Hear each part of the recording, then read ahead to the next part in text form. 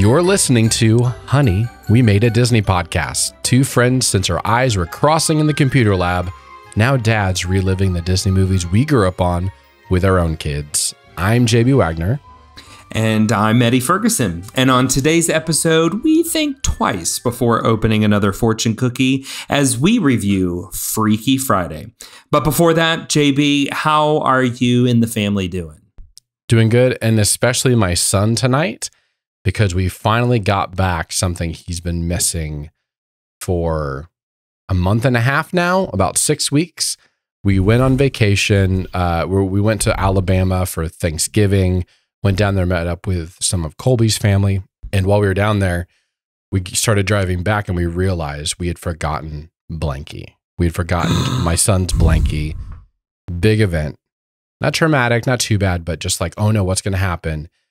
And it just so happened that some of her family was still at the Airbnb that they had rented and were able to find it. It was funny because they was like all white bed and the blanket is white. So it just blended in immediately when we were cleaning up the room.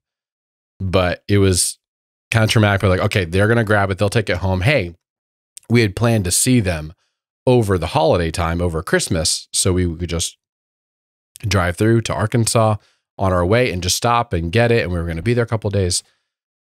So that was the plan. Then we didn't go. We didn't stop like we thought we were going to. It didn't work out. They had other plans. And so we're like, okay, when are we ever going to get this thing back? We're like trying to negotiate. Okay, they're going to come up afterwards. And in January, and we're like, we need Blanky back. This is just, we had given him another blanket to sleep in, but it just wasn't the same thing. So finally today, just sitting there, and all of a sudden my son walks in so excited because in the mail came his Blanky, and he just multiple times all day today. My Blanky's back. I'm so excited. I love my Blanky. I'm so glad it's back. So Eddie, we have Blanky back. We aren't the worst parents in the world anymore.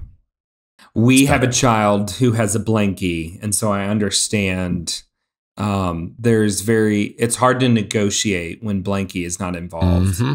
Yep. Do you set down rules like Blanky can only be in the bedroom, or do we just drag Blanky all over the place?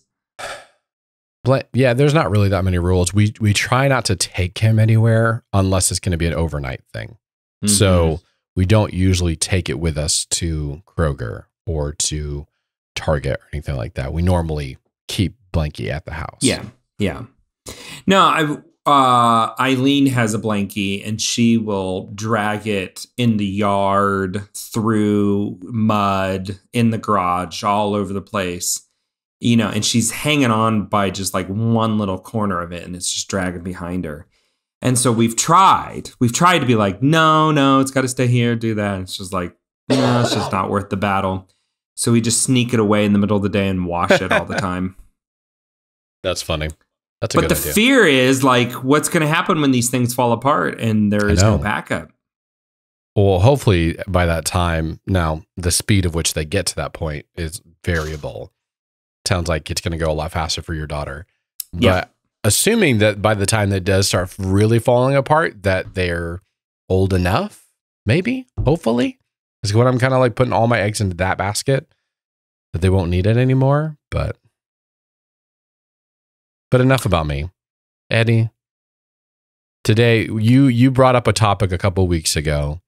You said it just out, and you tried to corner me in the moment, and I refused to be cornered because I needed time to emotionally and mentally process this decision. And so today we were talking about, hey, what are some things we can talk about for one of our episodes? And you're like, you know what? It's time that we attack a few things that we've been talking about. And one of those is Star Wars prequels versus sequels. Not the original. Everybody, it's easy just to say, hey, the originals are the best because they are. But prequels and sequels. And we should state, like, for the record, if you're introducing somebody to Star Wars for the first time, you start with the originals. Yes, absolutely. None of this, but it's episode 1, we should start there. No. It's the same thing when you're reading through Chronicles of Narnia. You start with the Lion, the Witch, and the Wardrobe, okay? You don't start with the Magician's Nephew. I don't want any of this chronological stuff. I have strong feelings on these things. So, yes, what was it that a couple of weeks ago, I just kind of like threw it out there, the whole like prequels better than sequels type of thing. You danced around it. But I also I know better than to do this to you. You're an INTJ, I'm an ENTJ, and the main difference is you need your processing time, and I jump from the gut. Yep. I've been it's been funny. I should send you some of these. I've been watching these, like this guy does all the Myers-Briggs personality at like a dinner party, or them trying to leave a dinner party. And it's just like, yes, this is spot on. This is perfect, difference in all of this. So I knew better, but I've had strong feelings about this because it's something that I've like been percolating on for a while. And a lot of it, I have to say, anecdotally comes down to how things set with you after the fact, right? There's one thing to say, like, in the moment, first reaction, this is how, but I think like the longevity and how things hold up over the long haul. I think we were so excited about the sequels. If nothing else, It was, and I think in particular for me, Return of the Jedi is my favorite. And a lot of it's just that arc that Luke goes through, and you kind of like just see Luke become this Jedi, right? Return of the Jedi. And so forever, I always was curious. I want to see what happens afterwards with Luke. And so that's really where, like, when the sequels were coming out, that's what I was looking forward to. Like, I want to see what happened with the legacy characters. Now, with that being said, like, I understand we've got to move on. We've got to create new characters with everything like that.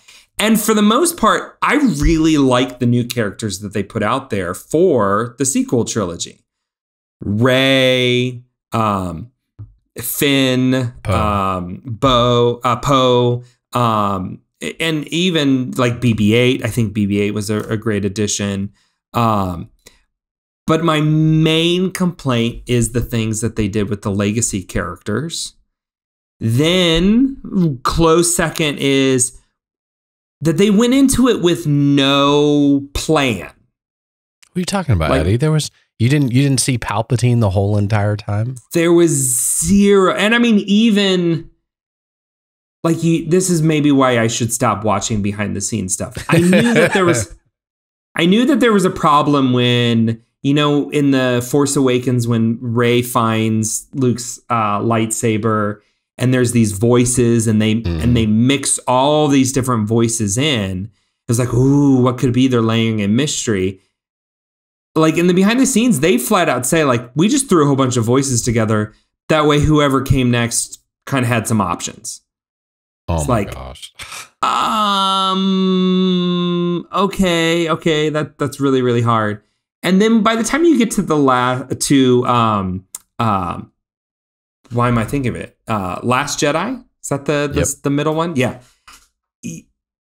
It just so destroys all of my childhood, like, love and enjoyment for Luke. And again, I should stop watching the behind the scenes stuff, because like when I first watched it, I was like, okay, maybe I can understand, and I'm trying to follow the stories, this. And then I watch all the Mark Hamill stuff of Mark Hamill just being like, yeah, I hate this too. This isn't, I mean, he flat out says, this is not my Luke. I'm playing a different Luke. That's how I just had to get through it. All of that stuff. And then by the time we get to the Rise of Skywalker, I have no idea. I've watched that movie a couple of times now. I have watched all the behind the scenes stuff for all of that. And it's just like, I still don't know what all this is. So that's where I go back to the prequels and go, are they perfect? No, by no means. Is there a lot of weird stuff? Yes. And I'm looking at the weird love scene in Attack of the Clones, where they're like sitting in the field, and it is some of the worst acting ever. I mean, even Natalie Portman, where you're like, come on, you're a fantastic actress. Yep. It's really bad. It's really poor. All of that I can forgive because there's a good storyline. There's compelling conflict. We understand what they're building towards and what they build to, like they deliver on the fan service. He gave us the things that we wanted to see that happened beforehand. Are there weird things? Are they perfect? No, by no means. But that is ultimately why I would say the prequels are better than the sequels, in my humble opinion. I yield the floor. When you first said prequels versus sequels, it's just hard to think about the prequels without thinking about how much everybody hated them when they came out.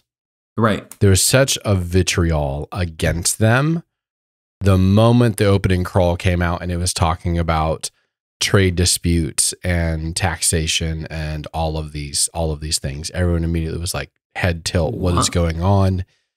And everybody throws out Jar Jar Binks as well, like right out of the gate. Like, how can you like anything that has him in it? So that's where my conflict was, because I also knew how much the ending of the sequels just went off the rails because of their own doing, because they didn't create a 3-story structure for somebody to follow through. They let Rian Johnson do whatever he wanted to. And I don't think I even fault Rian Johnson. Watching the behind the scenes of it, they literally said, go make your own film, whatever you want to do with it. Doesn't matter. They had like no prerequisites other than it has to fit inside of Star Wars. Like you have to actually follow certain things. You can't just all of a sudden have random other characters from other series and their Marvel characters or whatever. Yeah.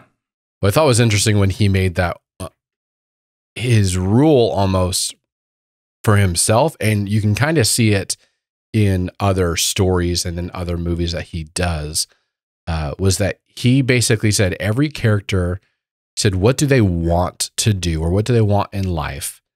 And how can I make them not get to do that for as long as possible as whatever? So if this person really wants to do one thing, I'm going to put them in the one situation they really don't want to be in.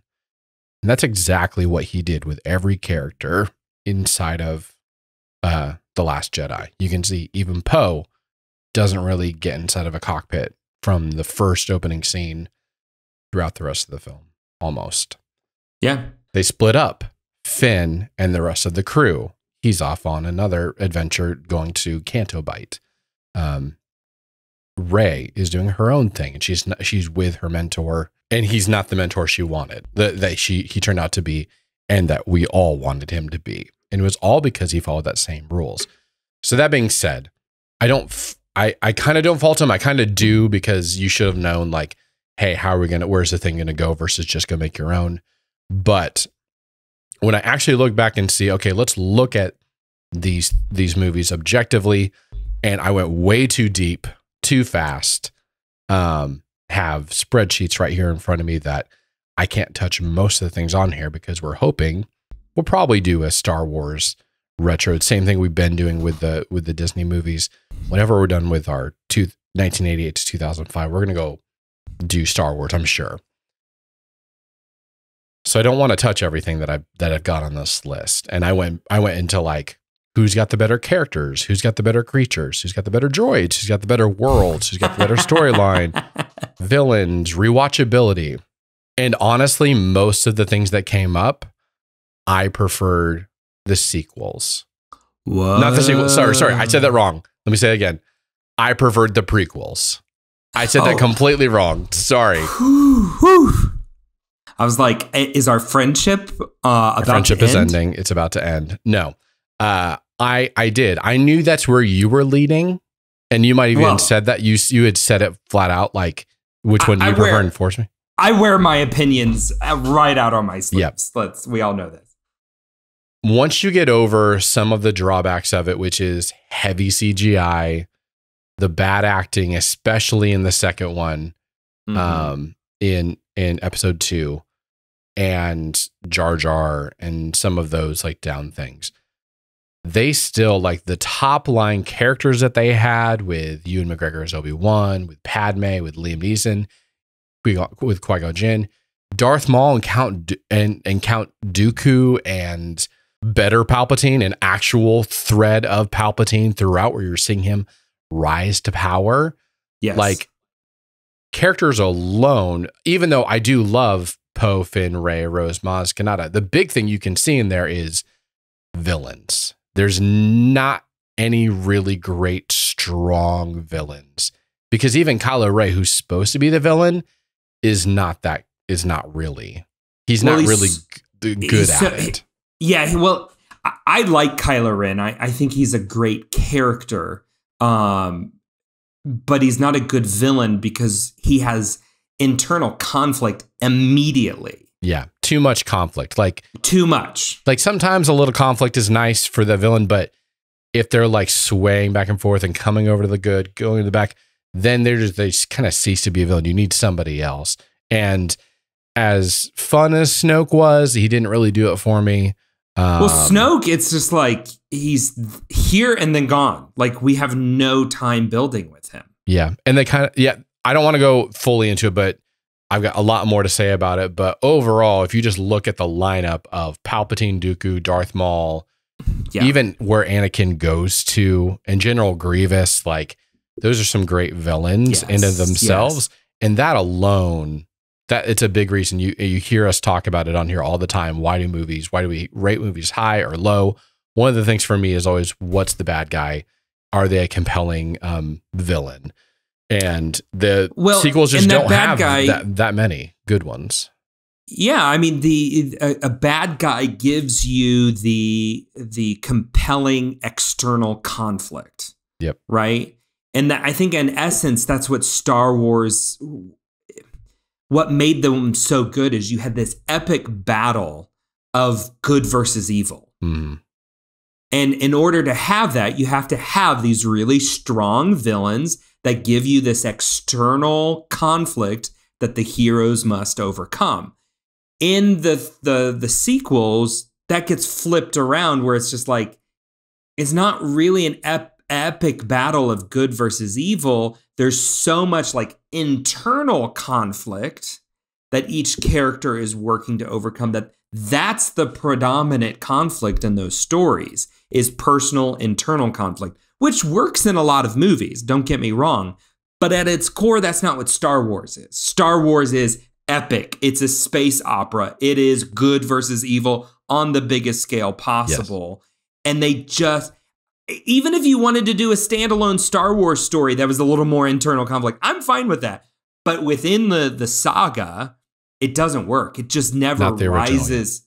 It doesn't rise to that space opera feeling of it. And that's where like that original, the prequels, there are so many moments where even though I don't necessarily want to sit down and watch the whole movie all the way through, I want to see the Darth Maul lightsaber battle and just turn it on and watch it. I want to watch Palpatine and Anakin at the opera and that whole tension building as Palpatine is telling that story. There are so many sequences throughout those three that just boom, impact you, where it doesn't necessarily work as a whole all the time, but there are those sequences. I can't think of a sequence off the top of my head. I'd have to think about it in the sequels where I'm like, ooh, I want to go back and just watch that. I just want to see that. I'll say this. When we're talking about rewatchability, because that won't spoil too many things. The only sequel that I've gone on to watch a few times, not hate watch, but just like go watch, like not to like, why did this not work? But just like to watch because I wanted to, is Force Awakens. Yep. Force Awakens is the go-to rewatch of the sequels. It takes me back to 2015 when they came out and we hadn't had anything for a decade, and just like that fun and excitement. And it did. I had lots of things that I really love about that film. It's a great movie. It's fun. It's good. It's fun. It tees up a lot. Like, introduces all these great characters for the first time. You get that. You get there's so many, and we'll go deeper into it. I have found though that I am rewatching more of the sequels than of the prequels than any of the sequels. And the one that especially that I've watched I'm just gonna say this is a hot take. I think that Revenge of the Sith might be one of my top 2, if not for sure 3. It might be up there as a top 2 favorite Star Wars episode. It's really good. Where they paired Anakin back, and there's so many amazing moments in it. There's so much heartbreak in it. The best lightsaber scene probably in the all of Star Wars.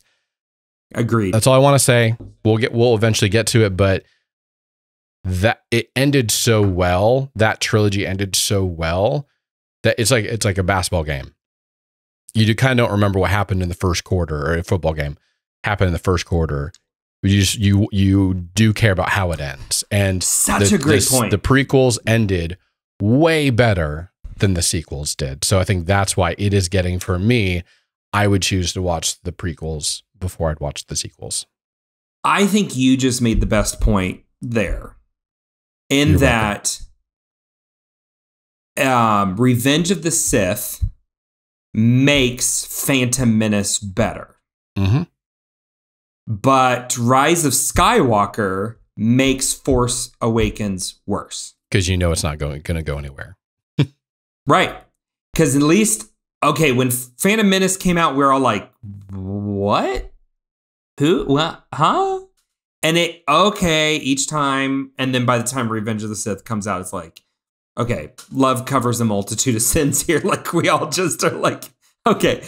But with Force Awakens, okay, wow, okay, it could go here, it could go there. And it just got worse and worse and worse. And so now I can't sit through Force Awakens without this little bit in the back of my head going, yeah, but this doesn't mean anything. This doesn't go anywhere. This doesn't do anything.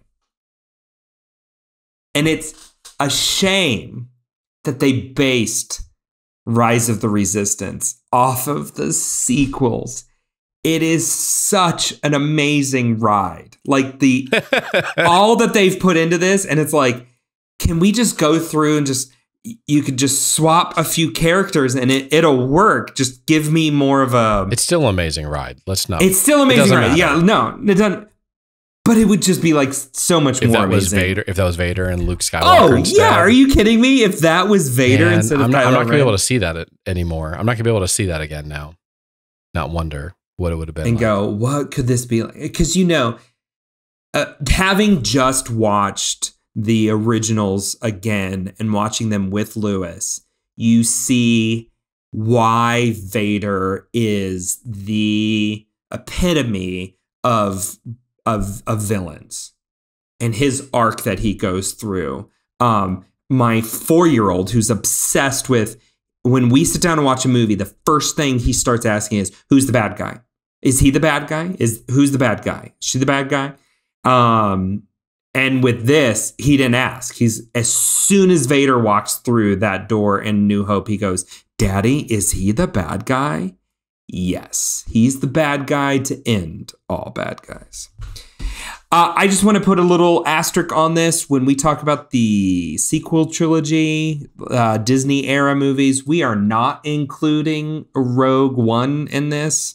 Whenever we do our little episode about all Star Wars things, we will most likely gush over how much we love Rogue One. But yes. I also, JB, just sent you an interesting timeline. Yes, I'm very interested in this. Please explain. I found this on Twitter today. If the Rise of Skywalker happened in 2023, the current year, it works backwards when all of the different Star Wars stuff would take place in our own timeline. So quickly, Force Awakens would be 22. The Mandalorian would be 1997. Rebels Epilogue 93, Return of the Jedi 92, Empire Strikes Back 91, Rogue One and New Hope would be 1988, Andor would be 1983, the Obi-Wan Kenobi, at least season 1 would be 1979, Revenge of the Sith would be 1969. We go all the way back to 1956 for The Phantom Menace. I just thought that was kind of a cool way to think about the timeline of the Star Wars saga, kind of putting it within our own, just kind of getting a feel for those gaps. Interesting. I wonder why they didn't just start with The Rise of Skywalker in 2019, since that it was when it came out, release date. Yeah. Yeah. I don't know. Who knows? Who knows? It wasn't my Twitter post. But that's not why people have come here today. That's not why they're here. They're not to hear us freaking out over the sequels. In prequels, you all are all here to hear our next film in our series from 1988 to 2005. And we're going to do the Lindsay Lohan joint, Freaky Friday. Lindsay Lohan joint? The Michael Scott joint. What's his name? The New York City director. That's where he was the one first one. Spike Lee. This is a Spike Lee joint. This is a Lindsay Lohan joint. You've never heard that before? I have not. So let's cue the Disney sound effect.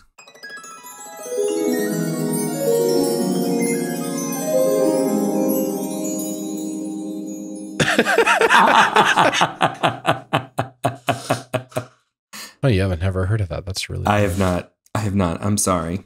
Well, that didn't work. So we're just gonna go on to IMDb and have them hopefully save the day. But I can already see they've broken one of my rules on here. But anyways, let me take a drink. I see it. An overworked mother and her daughter do not get along. When they switch bodies, each is forced to adapt to the other's life for one Freaky Friday. 2 sentences. Come on, guys. You could have made that one. We don't go into 2 sentences. Eddie, were you a big Lindsay Lohan fan growing up? Was she on a poster on your wall, or? No, she was not on a poster on my wall. But yeah, I would say that I enjoyed Lindsay Lohan films. I mean, Parent Trap was a big one. I would say my absolute favorite Lindsay Lohan film, of course, is Mean Girls. There's hands down, no better. But yeah, I have nothing against her. I saw this when it came out. I remember all of this coming out. Yeah. But it had been a while since I had watched it. I don't think I have watched it on purpose since it probably came out, unless it was just on TV that someone else was watching. No, I never went out of my way to go watch this. Well, let's talk about it. Eddie, what are your big takeaways from watching Freaky Friday? Honestly, I thought in watching this again, I was reminded, like, she's actually a really good actress. Like, Lindsay Lohan is a really good actress. Really good? Really? Or just good? Yeah, I'll take that critique. Rescind the really. Rescind the really. She's a good actress. I think sometimes we discredit her, like, she's a child actor, she got way over famous, but I'm like, this is a well acted movie. This is a movie where if you don't have 2 great actresses doing this part, or a great actress and a good actress. Yeah, again, sorry to harp on that point. That's what makes or breaks it. Like, it is a great story, but it's also a very overworked story.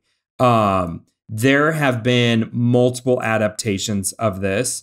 It is based off of a novel that came out in 1972 by Mary Rogers.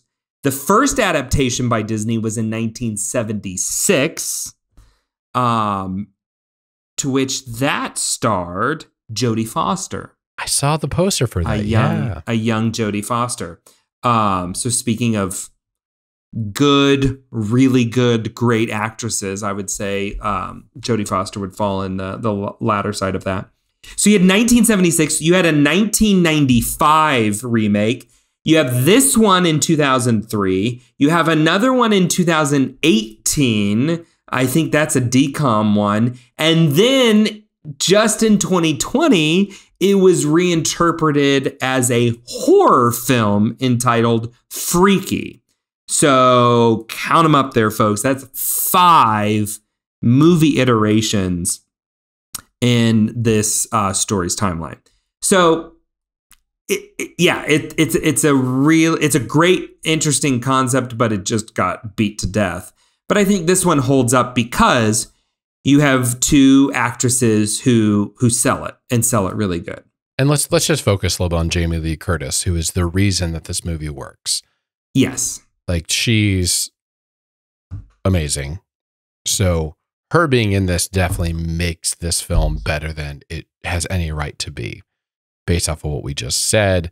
And Lindsay Lohan is fine, and hold her own. And it's interesting because we watched this back to back with the Lizzie McGuire movie, where some of my complaints specifically about Hilary Duff was that she was very blah, straight-faced, didn't really show a lot of inner turmoil, which we talked about in the last episode. You can go back and listen to that. Eddie had some good thoughts about why that is.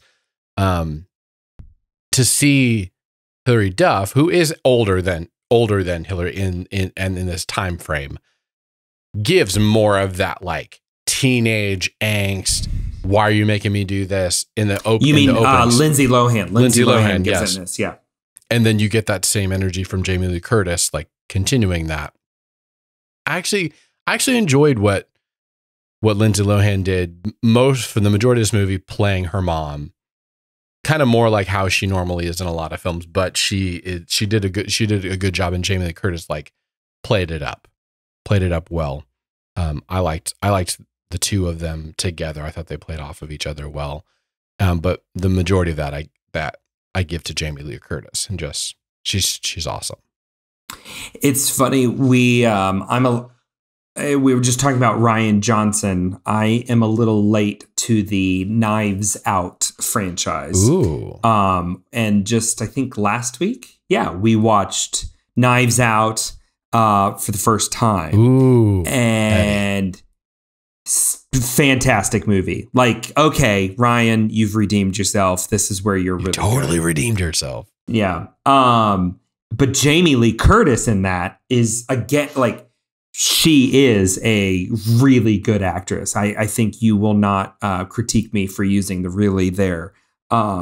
She, in that movie, is such an interesting, complex character where she can hit multiple notes in the course of just a quick little scene.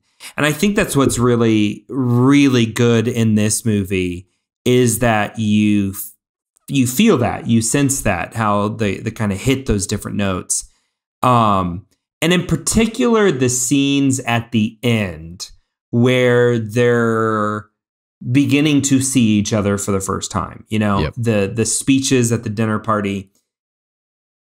That could be a scene that just gets really sappy really fast and just be kind of cringy to watch.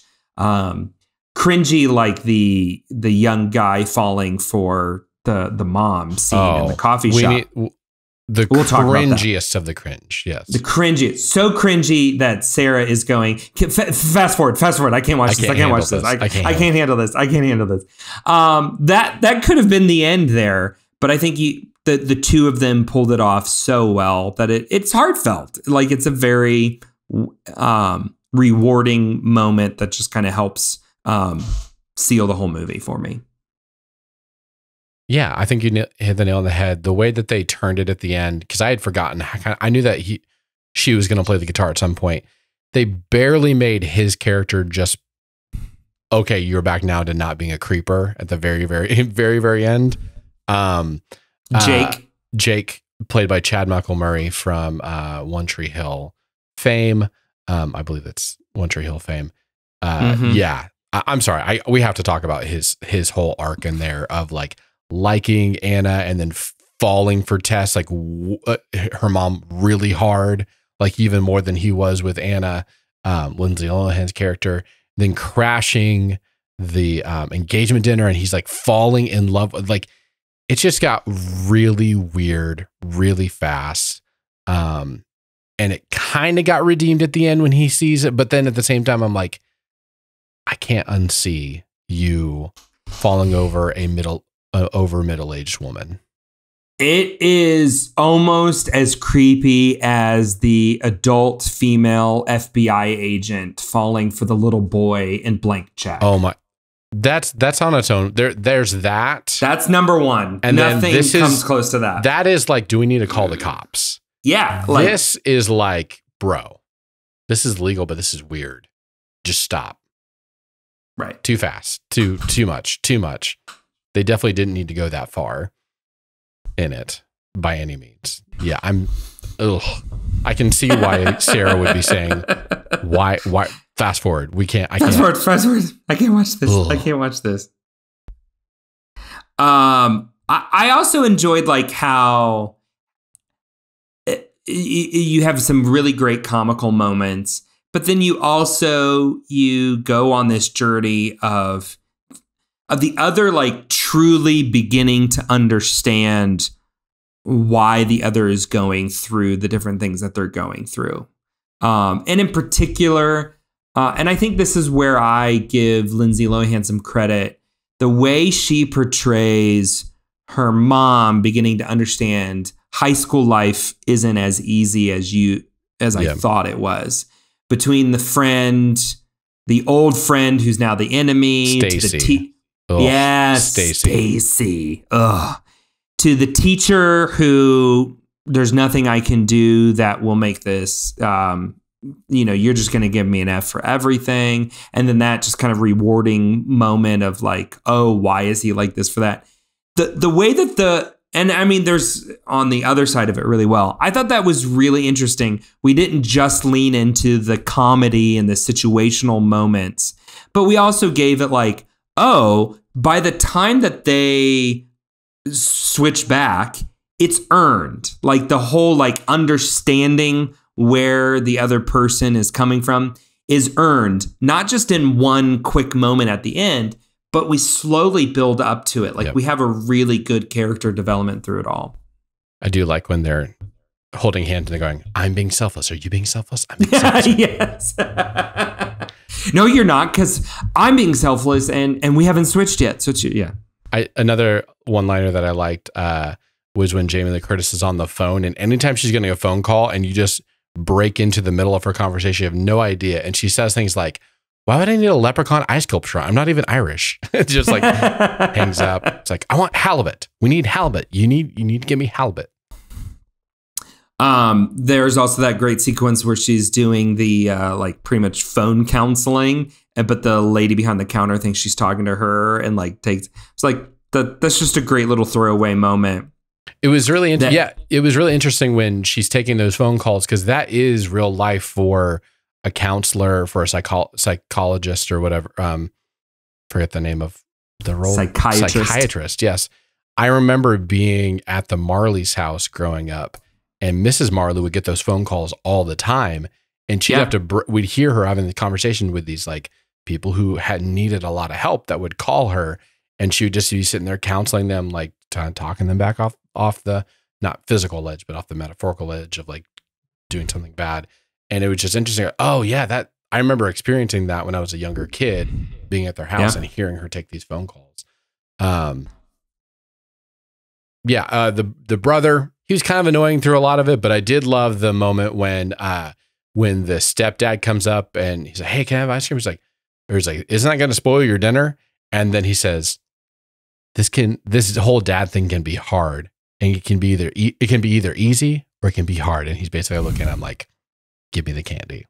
I botched that. It's a better moment than what I gave it to it, but I liked it. I also liked when she's talking on the phone with one of the persons. She's like, "You are a smart, strong, independent woman. You don't need a man to complete you." I love that moment as well.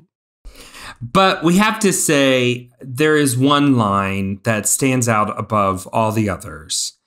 And it stands out because it was a line that my own father delivered to me and to you on multiple occasions. So when it is quoted in the movie, I immediately am like, I almost texted you. And then I'm like, wait, no, we have a whole podcast so that I don't have to do this. But when she tells her to go make good choices, which is very close. My dad's saying was always make wise choices. But I mean, every day for my whole life, I heard him say that.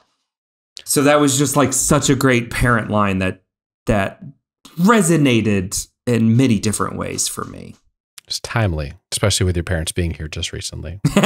Well, it's funny. Anytime that you would love this, that they would like go out and see things around here in Costa Rica or whatever, as they were walking out the door, I would always say that to make wise choices. Like, make wise choices. Make wise choices.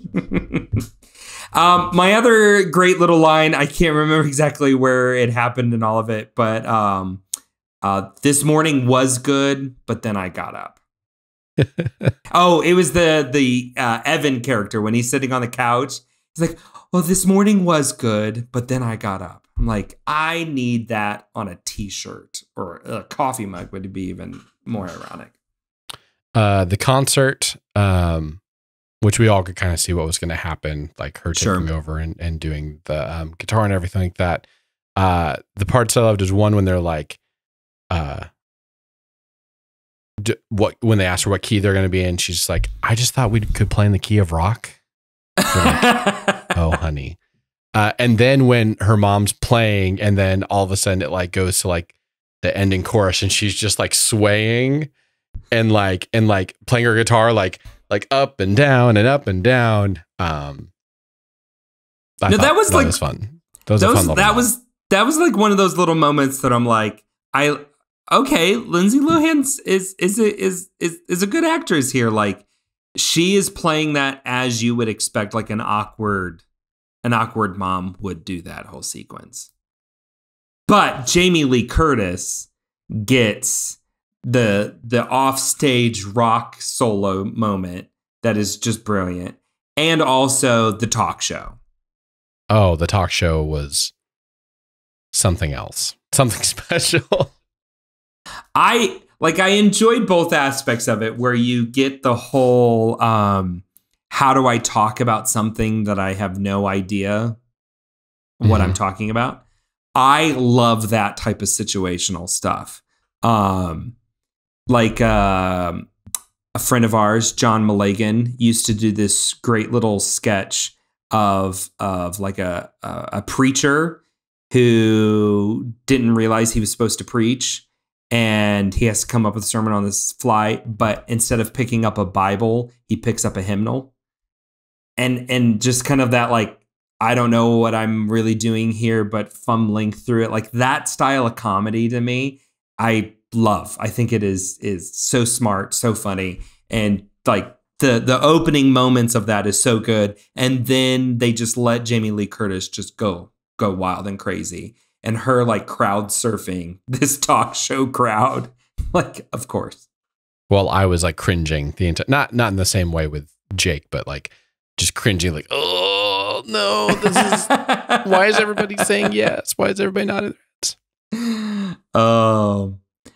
But yeah, any other standout moments in this?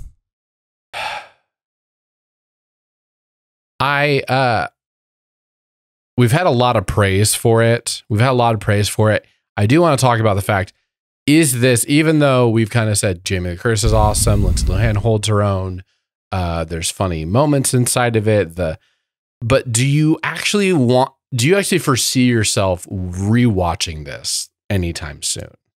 Like going and being like, man, I had so much fun on Freaky Friday. I'm going to watch this again. Not anytime soon. I don't think I am. I don't think I am either. But I don't think I would say like, I'm never watching this again. Like you were with Lizzie McGuire? Right. I could foresee a scenario where it's like, if this was playing on somewhere, or A few years ago, somehow the kids wanted to watch this. I could see that. I think a lot of our praise, though, is coming from, and I don't know, well, at least mine is, I got to be honest, I came into this with really low expectations. Yep. Where I'm going, okay, here we go. It's Freaky Friday. There's probably going to be, oh, this is a lot better than I thought. And so I think that's where let's put this in a more balanced view. I think you're right in that, like, yeah, I'm not going to be rewatching this anytime soon. I don't even think that there's any like sequences that I'm like, oh, I want to like go back and rewatch that little funny moment. It was a lot better than I expected. If you've never seen this movie, yeah, I would say like, yeah, if you're like, I don't know, what should I watch? Especially if you grew up in the 2000s, there's enough nostalgic little moments here and there where it kind of like helps you relive that kind of era a little bit. I also would say I miss this simple story. Like I would call this a single. It's not a double or a home run. It's just a single. But I also like that style of storytelling. Like I enjoy just kind of popping on a simple story. Last thing I just wanted to mention was I loved the way that they handled the teacher's lounge when they're just like, they're so burnt out, they won't know what's happening. Yes. That's a nice little nod. That probably got the biggest laugh out of all the lines in that. But we never know what happened to Stacy. She totally erased her whole test. We had no resolve of that. It was interesting to make Stacy just pure evil and have no backstory to her. What like they like almost set it up like, oh, you're gonna find out that they had. She's like, nope, she's just evil now, and she doesn't care, and she has no even agenda other than just evilness, spite, just spite for everybody. But isn't that teenage girls for you? It's just. If they were going to remake this, that would be one thing they'd probably delve in more into is Stacy. And the other part is they would probably completely redo the premise of the Asian restaurant and everything like that, and would not touch many of the taboos now that they could not get away with. I did have that thought of like, I don't think that they would go that route. But at the same time, yeah, it's cliche, but it also like, how else would you sell that moment? I don't know. We can watch the 15 other versions of this and see how they. Hey, we could. Wouldn't that be funny if they're all Chinese restaurants as well? I feel like we've come to the moment where everybody wants to know, how are we rating this? So I have been fairly glowing in my review of it. And I do want to put it higher than Lizzie McGuire. I just don't know that I want to put it that much higher. So I'm going to go with a 2. I think a 2 is warranted in the sense of like you get a full extra point for Jamie Lee Curtis and Lindsay Lohan, and there was some good enough moments, and it was fine. I just don't know that I want to. I'm thinking about all the other movies that I have as a 2 or 2.5 or 3, and I can't put it above some of the other classic ones that I kind of brought down in my review. So I think most of my energy of like, oh, this was better is like what you said. It's better because we weren't expecting anything good. So I'm going to give it a 2. So I'm just going to quote you to you because you love it when I do this. You're going to say this is on par with Homeward Bound. This is on par with Nightmare Before Christmas, Blank Check, Santa Claus Heavyweights, A Kid in King Arthur's Court. These are all movies that you gave a 2 rating to. James and the Giant Peach, 101 Dalmatians live action remake. Yeah, I would say so. I think, and If you listen to us on episode 100, which is coming up very soon, we're going to kind of touch on the episodes on the movies that we wish we could go back and re-rank a little bit. But I would say yes, I would agree that it is around a 2. I'm gonna just give it a little bit more. I was thinking more of like a 2.5. I'm gonna give it 2.5 fruit snacks. And a lot of that, I would say that 0.5 is just the pleasant surprise that I had of like, oh, this is actually a decent movie. I was gearing up for like a Herbie Fully Loaded and ended up with this. Which, speaking of, do we ever cover Herbie Fully Loaded? Yes, we do. We will get to it. Wow. Okay. Like one of the last 5 movies we go over, but we're going to hit it too, right? That's Lindsay too. Yeah. That was the moment where everybody went, oh, okay. Well, with that, your life has been forever changed by another episode of Honey, We Made a Disney Podcast. Be sure to subscribe wherever you listen to your other favorite podcasts. And while you're there, please give us a 5-star rating and share it with your best friend. You can also check us out at honeywemade.com, where you can see our full movie list as we continue to go through all the Disney movies from 1988 to 2005, aka our childhood. But next week, we're going to take a break to celebrate our 100th episode, Eddie. We're going to do some special stuff on that episode. A little bit of what we have touched on today. Thank you for listening, and remember, make good choices.